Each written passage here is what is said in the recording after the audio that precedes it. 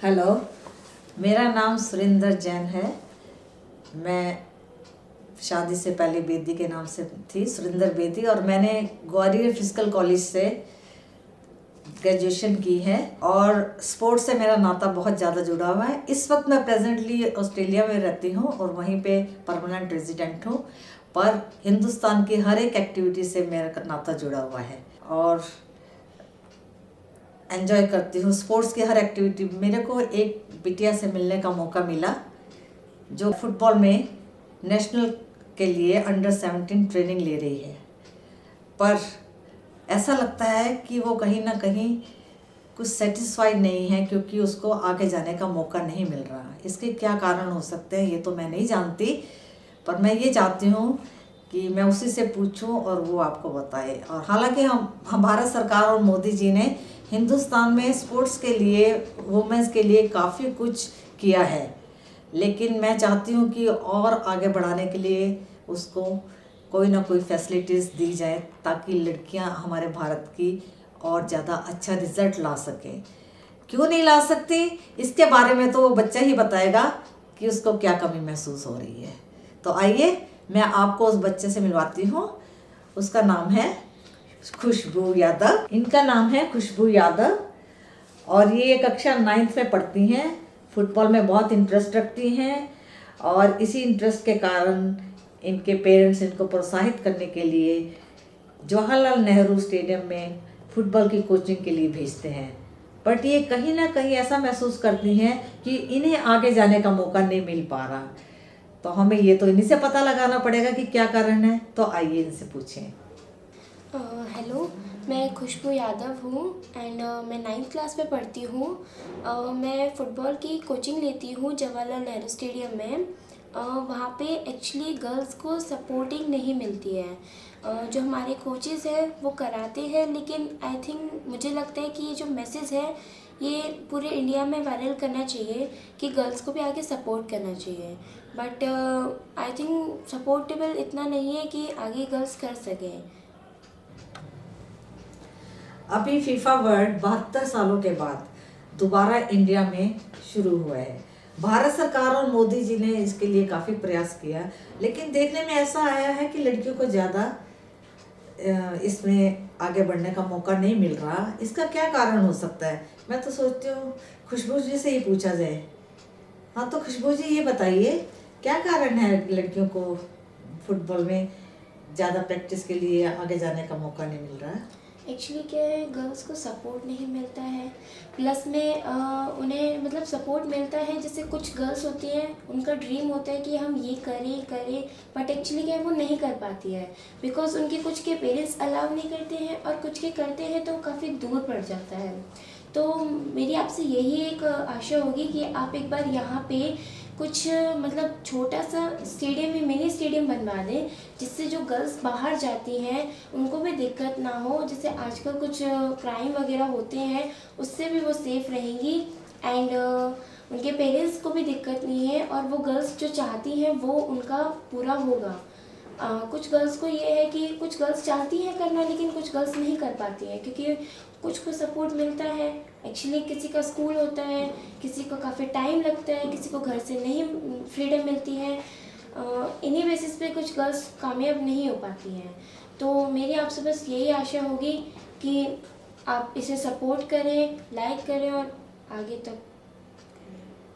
खुशबू जी, आपकी बात से मैं सहमत हूँ। वाकई आज का जैसा युग चल रहा है, जैसे क्राइम्स चल रहे हैं, कोई भी माँ बाप बच्चों को दूर भेजना नहीं चाहता, इसको Yes. मानती हूँ। हमारी सरकार काफ़ी प्रयास कर रही है लड़कियों की सेफ्टी के लिए, but still parents are still worried about them, you know. So हम चाहते हैं कि भारत सरकार में जैसे कोई हर शहर में थोड़े थोड़े सेक्टर्स के बाद छोटे स्टेडियम बनाए जाएं। मेरी भारत सरकार से और रिक्वेस्ट है कि लड़कियों के बारे में सोचा जाए, क्योंकि लड़कियों में भी टैलेंट उतना ही है जितना लड़कों में है। पर मेरे ख्याल से आजकल की लड़कियों में टैलेंट ज़्यादा है और इसको बढ़ावा देना बहुत ज़रूरी है। और ये तभी हो सकेगा जब गर्ल्स को फैसिलिटीज़ दी जाएंगी। हर एक एरिया में छोटे से छोटे स्टेडियम बनाए। ये मेरी भारत सरकार से रिक्वेस्ट है और मैं आशा करती हूँ वो इस और ध्यान देंगे तो तुम्हें ज़रूर सफलता मिलेगी। एक्चुअली क्या है, मैं और कुछ फ्रेंड्स हम मॉर्निंग में जाते हैं प्रैक्टिस के लिए, बट एक्चुअली जो पार्क के सेक्रेटरीज होते हैं वो हमें रोकते हैं टोकते हैं। वो इसलिए रोकते टोकते हैं, कहते हैं कि कुछ हमारे फ्लावर्स गंदे हो जाएंगे या फिर हमारे घासेस गंदे हो जाएंगे, और कुछ पार्क्स में होल कर रखे हैं ताकि बच्चे ना खेल पाएँ। तो ये चीज़ है कि इम्प्रूव होनी चाहिए, और मिनी स्टेडियम तो बनने चाहिए ताकि मतलब हम जैसे मॉर्निंग में जाते हैं तो हम वहाँ पे अपना वर्कआउट कर सकें, हमें कोई दिक्कत ना हो। एक्चुअली सेक्टर्स में 24 या 25 सेक्टर्स में से कम 8 सेक्टर तो ऐसे चूज़ करने जाने चाहिए जिसमें मिनी स्टेडियम बन सके। तो मेरी आपसे बस यही दुआ है कि आप इस चीज़ को थोड़ा सपोर्ट करें। ठीक है, जो आपने कहा मैं भी इससे सहमत हूँ और आशा करती हूँ कि सरकार इस ओर ध्यान देगी। मैं स्टेडियम में जाती हूँ दिल्ली में। एक्चुअली क्या है, मैं स्कूल से डायरेक्ट स्टेडियम चली जाती हूँ, तो मुझे ना तो खाने का टाइम मिलता है और ना ड्रेस चेंज करने का टाइम मिलता है, और प्लस में मैं यहाँ से जाती हूँ तो मेरे 3-4 घंटे वेस्ट हो जाते हैं। फिर मैं वहाँ प्रैक्टिस करती हूँ, फिर मैं 3 घंटे वहाँ प्रैक्टिस करती हूँ, उसके बाद मैं वहाँ से निकलती हूँ तो वही मेरे दोबारा से 3-4 घंटे वेस्ट होते हैं। फिर मैं घर में करीबन 9:30 या 10 के अराउंड पहुँचती हूँ। फिर फैमिली वाले भी बहुत डांटते हैं कि इतना लेट कैसे, तो उन्हें भी कुछ मुझे क्वेश्चंस बताने पड़ते हैं कि ऐसे हुआ वैसे हुआ, ये टाइम लग गया, ट्रैफिक लग गया। तो मतलब मैं इस चक्कर में मेरी पढ़ाई भी नहीं हो पाती है और मेरा होमवर्क भी नहीं हो पाता है, और स्कूल में टीचर्स भी मुझे डांटते हैं कि तुम होमवर्क क्यों नहीं करके लाते हो, तुमने ये याद क्यों नहीं किया है। तो मैं चाहती हूँ कि ये चीज़ भी मेरी रहे और मेरा फुटबॉल भी कंटिन्यू रहे, लेकिन कोई भी चीज़ मिसिंग ना हो, दोनों बिल्कुल इक्वल चले। तो मैं बस आपसे यही चाहती हूँ। तो आप स्टेडियम जाती हैं, इतनी दूर जाती हैं और इतना टाइम लगाने के बाद भी आपको कुछ थोड़ी बहुत तसल्ली होती है कि आपने प्रैक्टिस की है? आपको लगता है कि आप कुछ इम्प्रूव करके आई हैं वहाँ पे, या आपको अच्छा टाइम पास हुआ है, या आप में सेटिस्फेक्शन आई है कि आप और जाएंगे तो अच्छा होगा? कैसा फील होता है आपको? एक्चुअली जब मैं जाती हूँ तो मोस्टली तो वो बॉयज़ों से कंप्लीट रहता है ग्राउंड, सो उसमें आई थिंक हमें मतलब इतना नहीं मिल पाता है सपोर्ट। लेकिन बॉयज़, अगर आप कहें बॉयज़, आपको अपने कोच से कहना चाहिए ना कि प्लीज़ आप हमारे लिए टाइम फिक्स किया करें, हम इतनी दूर से आते हैं, बॉयज़ का टाइम अलग रख दीजिए।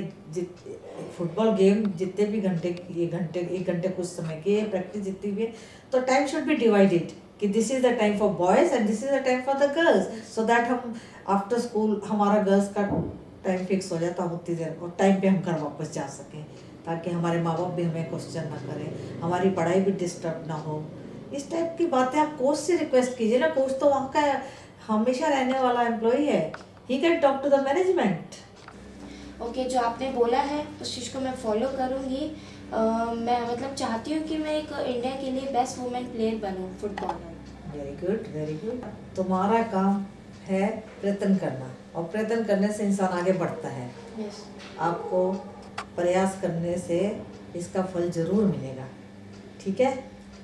From my side all the best to you, ताकि मैं ऑस्ट्रेलिया में बैठी तुम्हारा मैच देखूं, क्या दिन होगा वो मेरे लिए। Oh, I love it. Thank you. मेरा तो ये कहना है, जिस प्रकार इंडिया में अच्छे खिलाड़ियों को, चाहे तो क्रिकेट ले लीजिए, चाहे तो कोई और गेम ले लीजिए, कई कंपनीज उन्हें स्पॉन्सर करते हैं और उन्हें कितना सपोर्ट मिलता है। और यही सपोर्ट अगर हमारे भविष्य में आने वाले खिलाड़ियों को, जो कि प्रयास कर रहे हैं आगे बढ़ने का, कंपनियां उन्हें कुछ हेल्प करें। कई लोगों, बच्चों को फाइनेंशियल प्रॉब्लम्स होती हैं, वो आगे नहीं बढ़ पाते हैं, वही कंपनियां चूज करें कि कौन से बच्चे हमारे हैं, कहाँ ट्रेनिंग ले रहे हैं, और उनको अगर सपोर्ट करें तो मेरे ख्याल से वो भी आगे बढ़ पाएंगे। नमस्ते, मैं अब आपसे विदा लेती हूँ और आशा करती हूँ कि मेरी इस बच्ची के लिए जरूर सरकार कुछ सोचेगी। इस प्रकार कितनी बच्चियाँ होंगी जो आगे बढ़ना चाहती हैं, उन्हें सुविधाएं प्राप्त होंगी तो वो जरूर देश का नाम रोशन करेंगी। धन्यवाद।